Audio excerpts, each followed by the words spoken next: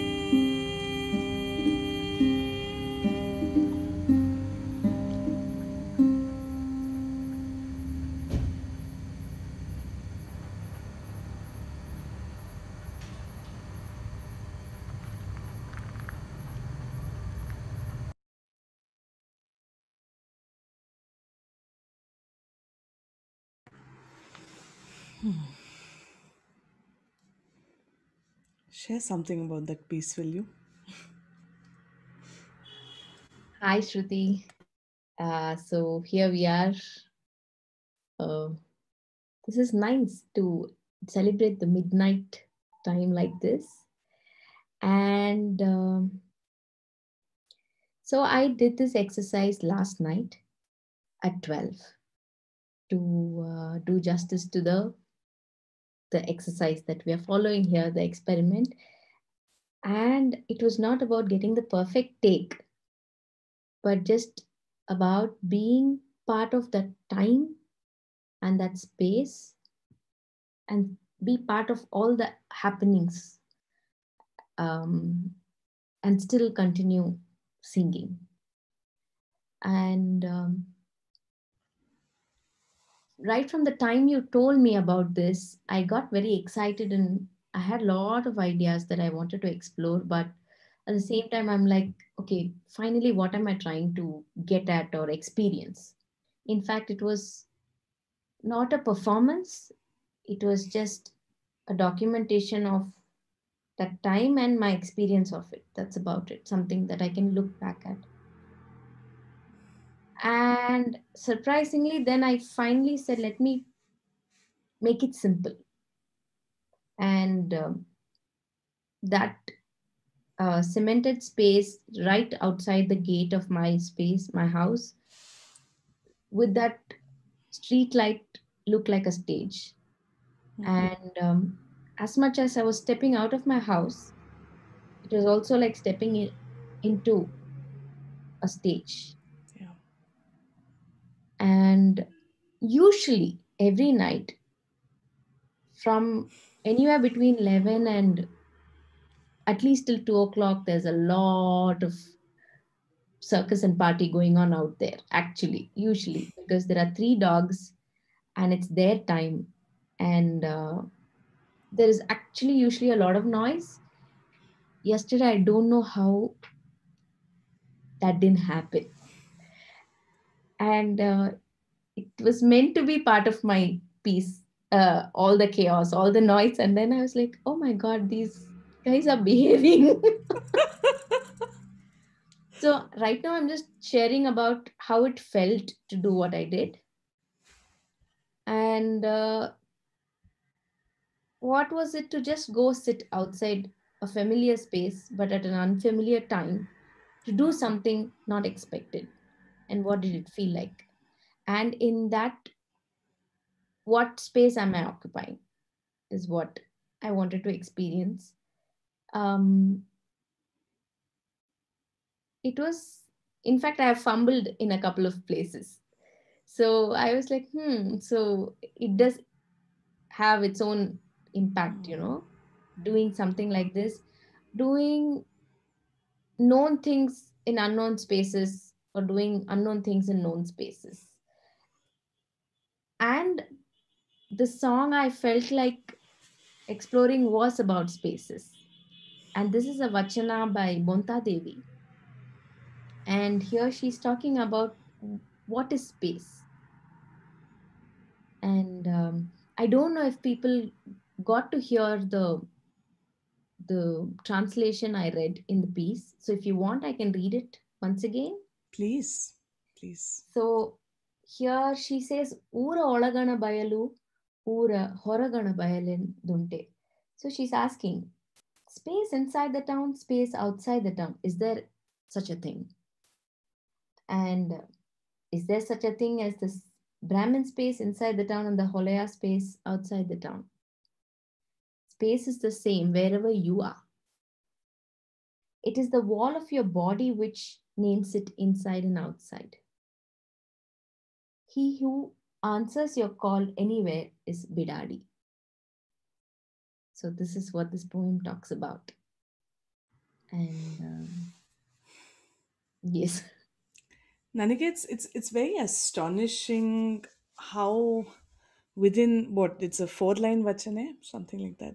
Uh, 4 5 just a lines. little more than that. Yeah. It's astonishing how many gender and caste questions come up. And Absolutely. Do we know anything about Bonta Devi? Because we know a lot about Akka, who is a contemporary, but very Yes. little about her. So I know very little, and apparently there is not much known about her. If I if I have grasped it right, I think six works of hers is what they have managed to find. Her the the Ishtadeva is Bidadi, so her Hmm. poems have Bidadi as the signature, and she is actually the daughter of a king from Kashmir. From So Kashmir. yes. Wow. So Mandavyapura in Kashmir. So her father, herself, and her brother, all of them traveled to Kalyani, to be part of the Vachana movement, to become a Sharana there and be one of the seekers there. And it is said that she was seen on par with Allama Prabhu. Hmm. And and you can see why, because of the kind of questions she raises. And but she was a very deep and apparently like a very secret practitioner, secret in the sense of that she didn't really want to put it all out there, kind of a thing, but at the same time quite fearless. Hmm. So for me to imagine that Anubhava Mantapa, or the space which allowed for people to express and share with the community Yeah. and still be so bold, that when she uttered this, probably she could have chosen to share this in the Anubhava Mantapa and it was documented, or Hmm. and these conversations happened, these dialogue happened, you Hmm. know, and that already speaks of a very interesting space. Yeah. Yeah. It's very interesting that you said this about Bonta Devi because when I look at your practice, there's a very similar sort of feeling I get because the way you create time and space and inhabit space is something I've always very deeply admired in all of across the work that I've seen you do, whether it's live or compositional. So, what does that space mean to you? Does it mean anything? What are the identity markers of that space for you, if any? And what does inhabiting space through performance mean for you? Hmm. Interestingly, I think when I want to get into such experiences or experiments, I would like to identify these spaces or time inside and outside, keep it in my awareness, and see if I'm able to walk past them. I think to use words like transcending or going beyond is a little strong, but that's the attempt to see whether can these things matter and not matter at the same time. That they are there, they are acknowledged, but at the same time, they don't have to really um, control anything. So that's why suddenly I become part of that moment, and it doesn't become performance but a sharing. So to be available to everything that's happening outside and allow it to also impact the inside and somehow keep your center is always um, what starts happening to me. It's so interesting that you say that because as you started speaking, I said, okay, I need to ask you how then do you inhabit this? I mean, you can call it sahaj space, or it's almost like you're inhabiting space without inhabiting it, and there are these um, you're at the threshold of it. And so I have to ask you, like in such a powerful um, piece like the one you've done with MD Pallavi in Threshold, where there are some, I mean, that for me is a feminist piece, um, through and through, and it's such a powerful um statement on women's voices and agency. How then do you do a piece like that, being in this sort of, yeah, I'll take it as it comes, space that you say you are within? Is it a dichotomy, or is it actually, is one leading into the other?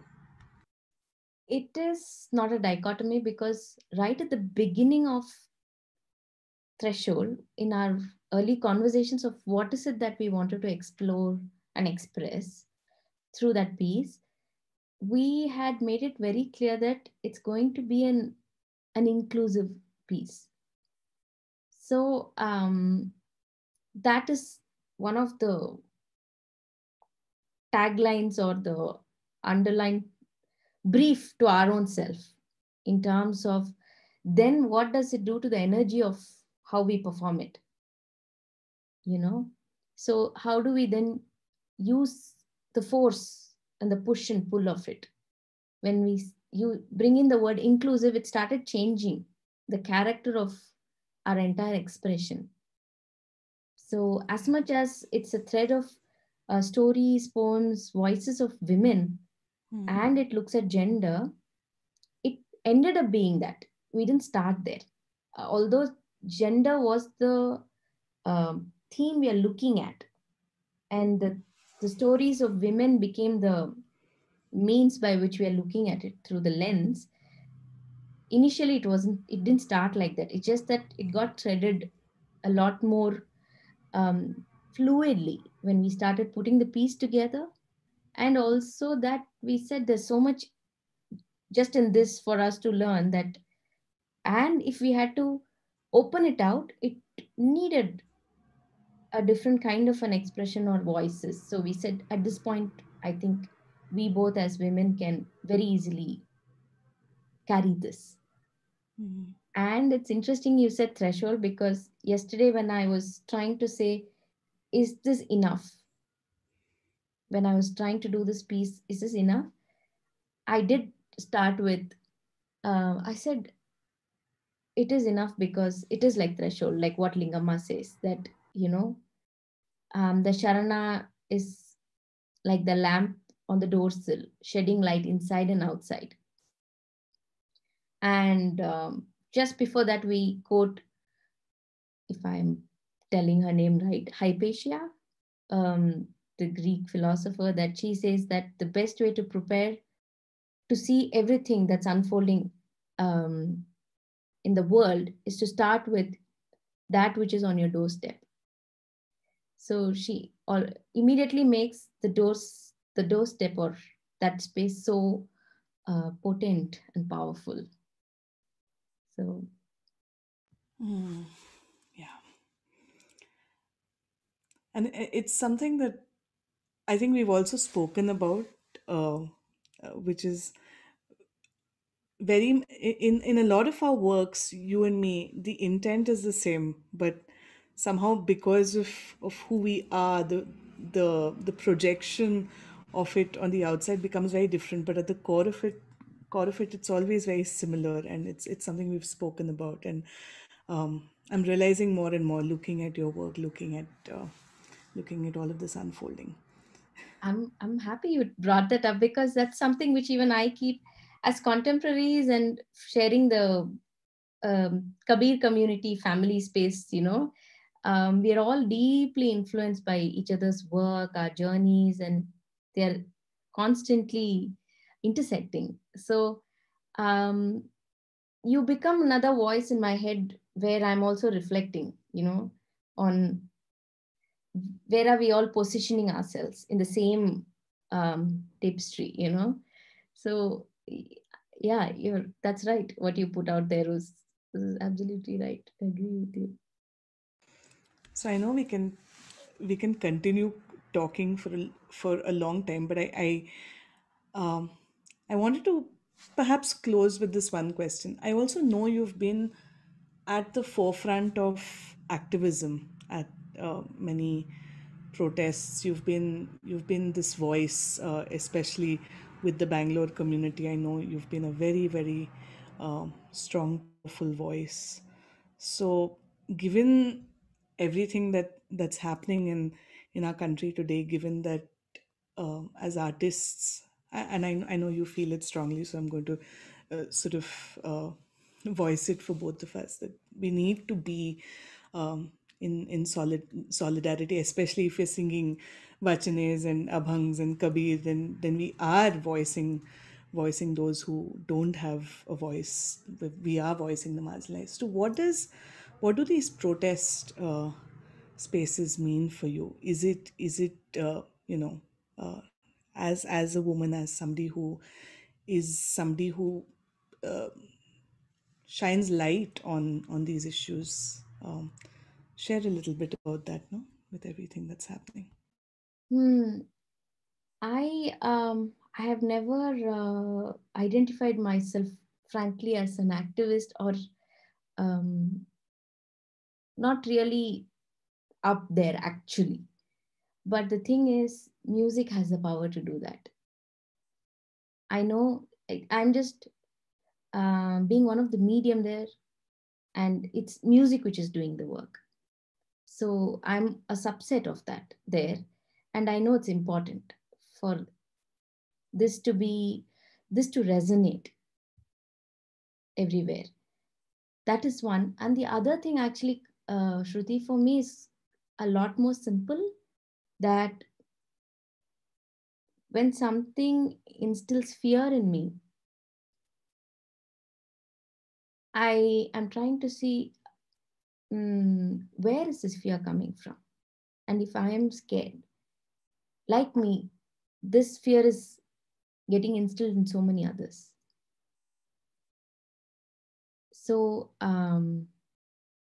instead of shouting at somebody else, I am trying to work with my fear, actually, by doing what I'm doing and trying to find my way out of it, and trying to join in the voice, in the larger voice. I'm feeling very grateful for your words. I feel like that is the larger intent of this piece, to put forth what you seem to